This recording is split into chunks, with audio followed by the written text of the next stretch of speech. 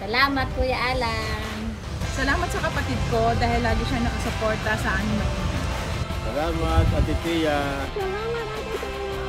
Salamat sa partner ko kasi hindi niya ako iniiwan hanggang ngayon. Nandito pa rin siya sa tabi ko.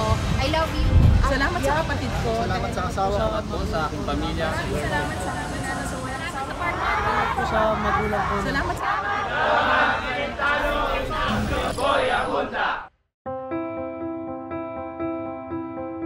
Sa biyahe ng buhay, iba't ibang tao ang ating makakasalumuha. Ang ilan, unti-unting nagpapalaganap ng kabutihan sa munti nilang paraan. Ito ang kwento ng isang jeepney driver na naghahatid ng saya sa mga pasahero niya. Ating kilalanin si Ivan Cotas.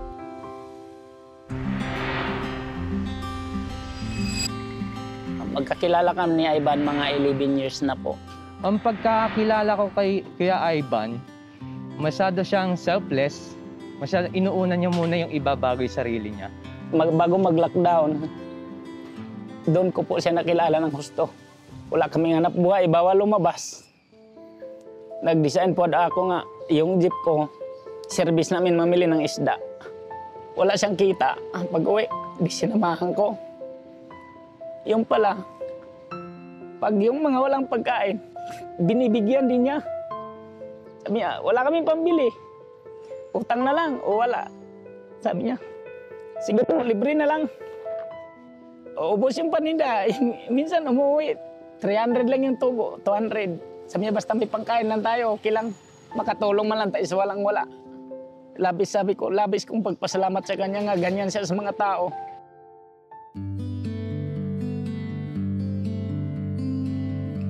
Nagsimula yun sa libreng sakay. Nakalagay po doon na sa isang train, marami pong candy. Pwede daw po kumuha kahit sino. Tapos may libreng tubig nakalagay, tapos may baso. So doon ako namangha, may ganun palang jeep. Tapos may libreng sakay din po sa kanya. Libre yung senior, libre yung mga estudyante, bata. Sa tingin ko, ginagawa niya yon dahil sa likas na kabutihan niya ng loob. Masarap pang pakiramdam din kasi masarap naman pakiramdam pag nakakatulong ka sa kapwa mo eh. At saka siya, kahit mga pulubi, pag pinapasakay niya, pag sumasabit, maraming nasabit, pinapapasok niya yan sa loob. Tapos binibigyan, ito, pagbaba niyo, binibigyan niya 20. Pangkain niyo yan ha. Ganon siya kabuti. Para sa akin, yung impact sa community is makikita na meron pa rin good Samaritan. Kahit na mahirap yung kalagayan niya, nakakatulong pa rin siya sa mga kapwa mahihirap niya.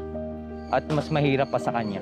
Nagpapasalamat ako kay Ivan dahil sa kabutihan nga mga ginagawa niya hanggang ngayon.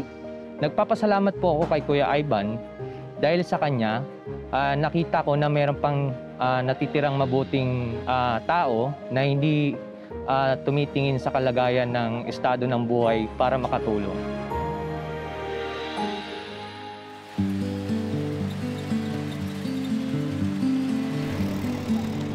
Nagsimula po ng libreng sakay, simula po noong November 2020. Parang naisip ko lang kung saan ako paano makakatulong kahit sa simpleng paraan.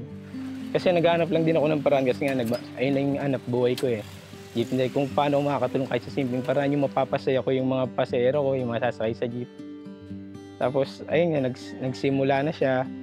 Bumili na ako din sa supermarket ng mga face mask, face shield. Tapos nakita din kasi ako ng mga candy, mga candy, mga chocolates candy, mga chocolate, mga biscuit noon. Tapos mineral water, parang ayun, bumili noon. Nag-alagay na ako sa unahan ng jeep, tapos sinasabi ko sa kanila na, kung ano lang po kayo dyan, libre po yan, wala po yung bayad. Tapos hanggang ngayon, parang ayun, masaya lang ako sa ginagawa ko kasi makita ko lang sila parang nakangiti, tapos papasalamat sa akin kapag nalibre sila. Parang napaka-sarap sa pakiramdam.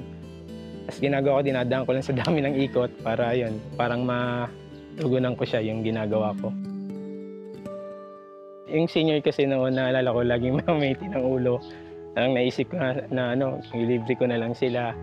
Tapos yung mga PWD kasi sila nagmaneho ako, hindi talaga ako naninilang person with disability pag nakikita kong, lalo pag nakita ko talaga, sinasoli ko talaga yung binabayad nila.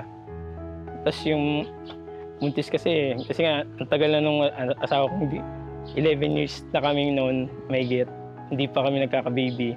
Parang isinama ko na din talaga siya, yung mga buntis kasi swerte yun para sa akin. Yung nag 2 years, 5 years, nagpa 5 years na parang nanghina na siya. Tapos pati ako na kakaanak pa ba tayo?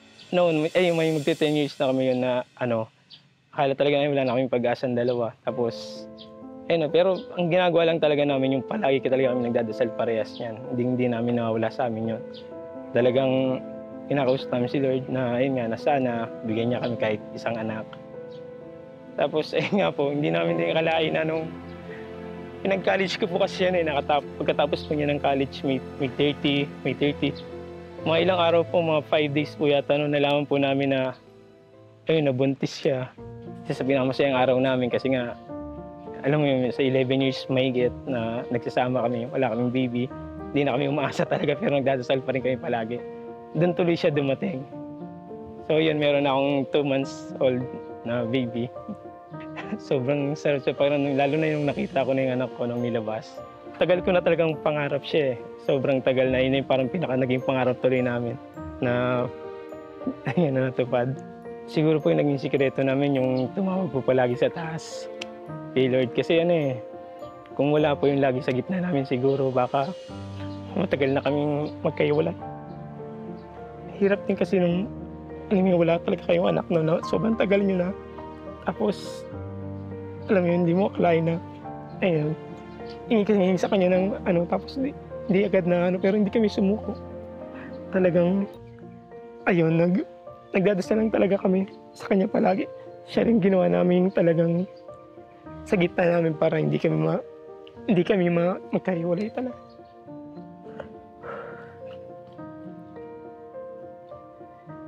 Sa ngayon po kasi talaga naging advocacy ako na siya na ano na naman po yung mangyari at tutuloy-tuloy ko na lang siya kasi doon ako masaya. Tapos noon nga parang kasi sinama ko talaga yung mga buntis noon. Talagang isa yun sa mga parang sinasabi ko na na gusto kong mabuntis yung asawa ko. Parang naging isa din siya sa way na Lord, nga po yung ginagawa ko na to, sana po nanliligaw pati mga buntis, sana po yung asawa ko man mabuntis din po. Yung ganon. Kaya parang siguro hanggat nagmamanewa ko, tutuloy ko lang siya. At sa ngalan ng lahat ng mga natulungan ni Ivan, ito ang aming munting sorpresa. Dear Ivan, nagagalak ang aming puso na malaman na may isang taong katulad mo na sa kabila ng personal na laban sa buhay, nagagawa mo pa rin tumulong sa kapwa. Na may dumami pang mga taong may mabuting puso tulad mo. Kaya kasama si Ate Pia, Tito Boy at sa lahat ng bumubuo ng Cayetano in Action with Boy Abunda, lubos kami nagpapasalamat sa iyo. Nagmamahal, Kuya Alan Cayetano. PS, maaari ka ba naming maimbitahan sa studio upang personal na mapasalamatan? Ay, salamat din po sa Cayetano in Action with Boy Abunda po. Salamat po at ini-invite niyo po kami sa studio niyo, Senator Alan Peter Cayetano, Senator Pia. Salamat po. Sige po, pupunta na lang po kami kung sakasakali. Salamat talaga. Medyo masaya talaga ako kasi yun nga, napansin nila kahit simpleng bagay na nagagawa ko, napansin nila yun. Salamat na. Salamat. Please welcome Mr. Ivan Cotas. Ivan, maraming salamat. Magandang gabi po. Ate Pia, Kuya Alan. Hello, Ivan. Hello po, Ate Pia, Kuya Alan. Magandang gabi po sa inyo. Ivan, itong portion nung segment nung show na to ay pinagmamalaki namin, di ba? Mga ordinaryong tao doing extraordinary things, di ba? And nung off the air pa tayo, tinatanong kita, di ba? Kailan mo sinimulan tong project na to?